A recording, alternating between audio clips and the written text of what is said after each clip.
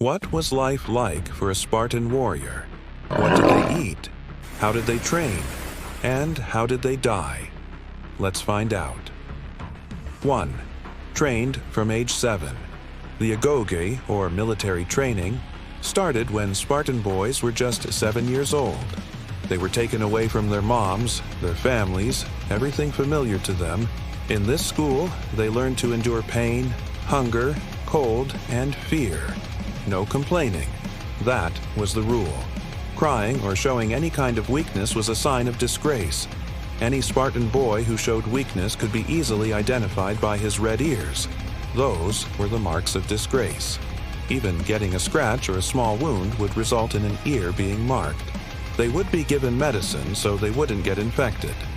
But once the healing process was over, the skin would remain. Red-colored scars were also used to punish those who broke the rules. Pain was part of their education. So was silence. They had to learn to endure it. If they couldn't control themselves and cried out loud, they would be punished severely. 2. Minimalist armor. Maximum fear. Unlike most Greek soldiers who wore big, heavy armor, Spartans usually went into battle with very little protection. This way they could move faster, but that also made them more vulnerable. Their cloaks were red so the blood of their enemies would not be visible. On their shields they had a big letter, the lambda, L, which stood for Lacedaemon, ancient name of Sparta. It's a badass symbol and one of the oldest trademarks of Sparta. 3. The 300 were real, and they knew they'd die. You probably know about the 300 Spartans who held off an invading Persian army at the narrow pass of Thermopylae. But what you might not know is that we have evidence that tells us that these 300 men knew they were going on a suicide mission. They knew they would never come back. They knew they would die. But still, when the time came, they didn't flinch. They marched off to their doom. According to Plutarch, one Spartan woman said to her son before he left for war, "Come back with your shield or on it," meaning, if you survive, bring back your shield.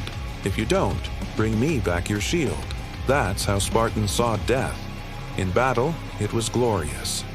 4. They didn't eat to be big. They ate to survive. Spartans didn't go big. They went lean and hungry.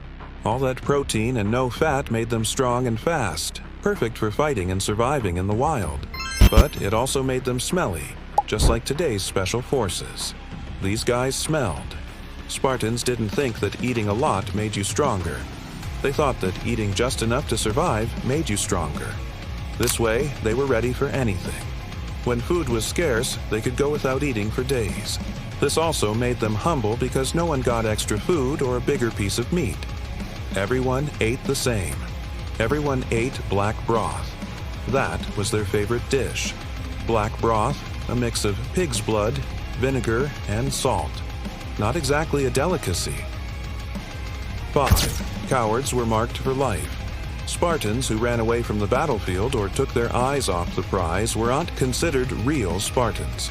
They were cowards. Sometimes they were stripped of their rights, beaten with a whip and forced to wear special cloaks with patches as a sign of shame. Imagine getting a job after that. Yikes. Some of them even had to shave half of their beard to mark their shame. 6. Spartan women were badasses too. Spartan women were free. Free to do what other women couldn't. They could wrestle, throw javelins, and do all the exercises that made male Spartans strong. But their main goal was to give birth to strong Spartan boys. Boys who would grow up to become warriors. Besides being physically strong, Spartan women were also smart and independent. They were the only women in ancient Greece who could speak their minds. They could talk about politics and make suggestions. They could also own property and manage their own money. One Spartan woman said, "Only Spartan women give birth to real men." She was right. 7. Death in battle was the goal. Spartans didn't fear death. In fact, they wanted to die in battle. It was the highest honor for a Spartan man to die in battle. After a warrior's death, he was buried with a gravestone marked with a spear and 2 shields. The dead body was placed inside a stone chamber. and then the chamber was sealed forever. Only those who died in battle got this kind of funeral. If a Spartan died at home or of sickness, his family had to wait until the next war to get his remains.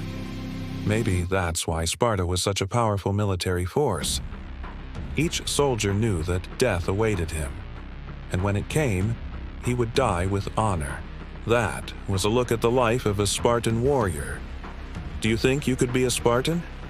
What about now? Spartans are considered one of the best fighters in history. They sure were fearless.